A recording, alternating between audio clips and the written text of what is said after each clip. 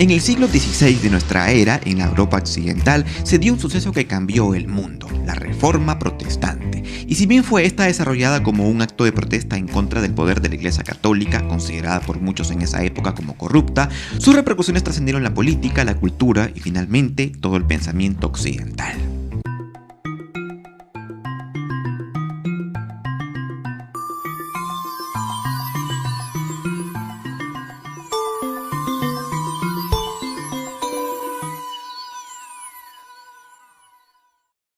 La Reforma Protestante amerita un análisis desde muchos puntos de vista. Podemos narrarla desde la perspectiva católica, podemos narrarla desde la perspectiva protestante y también podríamos narrarla desde la perspectiva atea. Sin embargo, en este video voy a intentar hacer una mezcla de estas tres versiones. Superada la Edad Media, la Iglesia Católica era una institución que tenía muchas deficiencias y muchos defectos, así como los tiene hoy en día. Pero para entender qué cosa era la Reforma, tenemos que entender el contexto, y aquí va la explicación católica del asunto. La Iglesia había sido una institución que a lo largo de su historia había ido de menos a más. Desde la antigüedad tardía, cuando Constantino autoriza el culto cristiano en el siglo IV, la Iglesia tuvo un papel secundario en la cultura del Imperio Romano. Sin embargo, tras la caída o la disolución del imperio, la cultura occidental estuvo a punto de perderse hasta que encontró en la Iglesia un elemento de cohesión, lo cual describe bastante bien el papel del cristianismo en la Edad Media. Pero desafortunadamente, como el clero llegó a gozar de tanto poder político, territorial o incluso militar, se permitieron excesos como el tema de las indulgencias, que según los católicos fue un recurso que amparaba su validez en el fin, que era construir la nueva Basílica de San Pedro en Roma.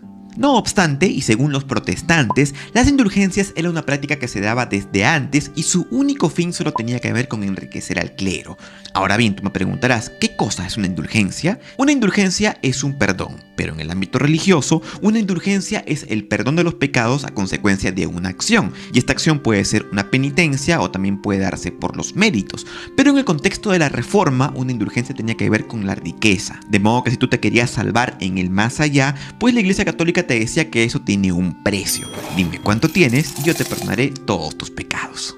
De esa manera aparece la figura de un alemán llamado Martín Lutero, que era un fraile católico agustino, que dijo no me parece esto de las indulgencias y tampoco otras prácticas como el llamado secuestro del evangelio, o sea, prohibir la difusión de la Biblia. Y tampoco me gusta el alejamiento de los principios basados en la Biblia por las tradiciones medievales, y así escribió sus famosas 95 tesis para manifestar su desacuerdo frente al Papa ante la corrupción de la Iglesia y plantearle una saludable reforma. Sin embargo, el Papa León X desestimó el trabajo de Lutero y dijo que aquellos eran los escritos de un borracho alemán, que cuando esté sobrio se le pasaría todo. Pero no se le pasó.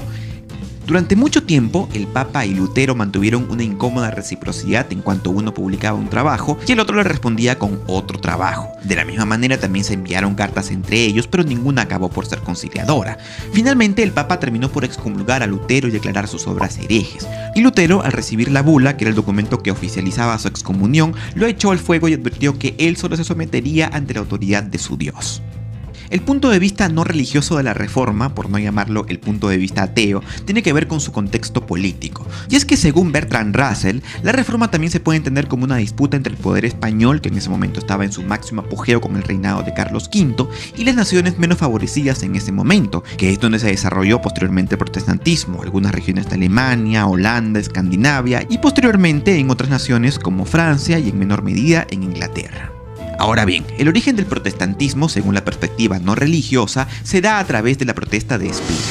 Bien, antes de proseguir habría que decir que el mal rollo entre Martín Lutero y el Papa pudo haber quedado como una simple querella en otros tiempos. Sin embargo, la cuestión es que para el siglo XVI ya era popular la imprenta de Gutenberg, con lo cual las obras de Lutero fueron rápidamente reproducidas y extendidas por varios territorios, de modo que cuando el emperador Carlos V ve que estas ideas podrían ser potencialmente peligrosas, puesto que atentaban contra el elemento cohesionador del Sacro Imperio Romano Germánico, que era finalmente la Iglesia, redacta un edicto con el que anulaba la tolerancia religiosa que otorgaba a los principados alemanes, con el fin de reprimir el movimiento de la reforma iniciada por Lutero.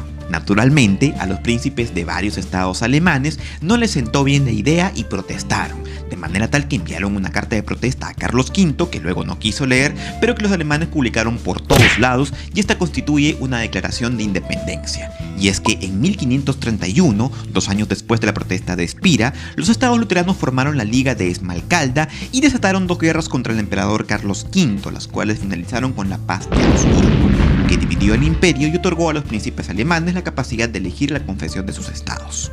Ahora bien, paralelo a Lutero aparece en Francia la figura de Juan Calvino, que coincide con muchas ideas del alemán. Sin embargo, Calvino llega a ser incluso más radical que este. Calvino estaba en desacuerdo con algunos puntos de la teología de Lutero, como por ejemplo conservar la idea de mantener 3 sacramentos de la Iglesia Católica, que son el bautismo, la Eucaristía o la Santa Cena. Calvino, por el contrario, quería suprimirlos. Calvino, asimismo, tampoco creía que las imágenes religiosas eran buenas en las iglesias, y tampoco estaba tan de acuerdo como Lutero en que debía haber una jerarquía religiosa o un sacerdocio, y pensaba que el ministro o el pastor, que es el que dirige la congregación, debía ser elegido democráticamente por la misma. Sin embargo, como Francia era bien católica, Calvino fue perseguido por sus ideas y tuvo que escapar a Suiza, donde funda su iglesia calvinista. Hay que decir que Calvino tampoco la tuvo fácil, ya que tuvo varios problemas con la autoridad en Ginebra, ya que Calvino creía que la única forma de extender su doctrina era hacer que el Estado funcione en un sistema teocrático, lo cual no se lo permitieron del todo. Pero bueno, lo interesante del caso es que Calvino, aún así, acabó por hacer de Ginebra una ciudad muy importante para el movimiento misionero protestante, que extendió posteriormente la iglesia calvinista por toda Europa.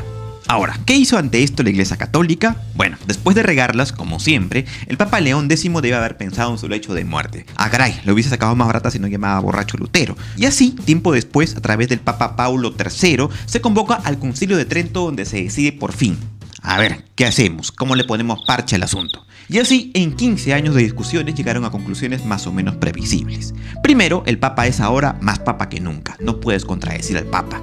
Segundo, la implementación de una jerarquía de vigilancia que observe el comportamiento de todo el clero. Tercero, promover un examen cotidiano de conciencia y de confesión. Cuarto, más fiestas dedicadas a los santos. Y quinto, la creación de la Santa Inquisición. Ya tú me dirás, pero algo positivo debe haber quedado al respecto. Bueno, la verdad es que sí, se aprobó el castigo eficaz a los miembros del clero que abusaran del patrimonio de sus fieles, y también se acordó promover la creación de cofradías para ayudar a la gente necesitada. Así que, aunque en definitiva la iglesia no dio mucho su brazo a torcer, algo de orden interno impuso, aunque sea por la fuerza. Y sí, puede que parezca poco, pero a veces es todo lo que hace falta, incluso si lo pensamos el día de hoy, cuando vemos a una iglesia muy cuestionada por predicar un código moral que enjuicia las libertades individuales, incluso de los no creyentes, por los condenados casos de abusos sexuales infantiles que el mismo Papa Emérito intenta justificar y encubrir en lugar de aceptar y hacer mea culpa, por oponerse fervientemente a métodos de planificación familiar efectivos y tantas otras cosas más. Y uno dice, caray, como que hace falta una segunda reforma, y si esto ocurre, yo al menos lo espero, no genere tantos conflictos pasados, sino que por el contrario, propicie una iglesia más humilde, menos restrictiva y más humana. Si este video te gustó y quieres venir por más, te invito a suscribirte a mi canal o a seguirme por las redes sociales, por Facebook, Twitter e Instagram. De momento se despide de ti tu amigo Josué y espero verte en una muy próxima oportunidad. Per aspera ad astra.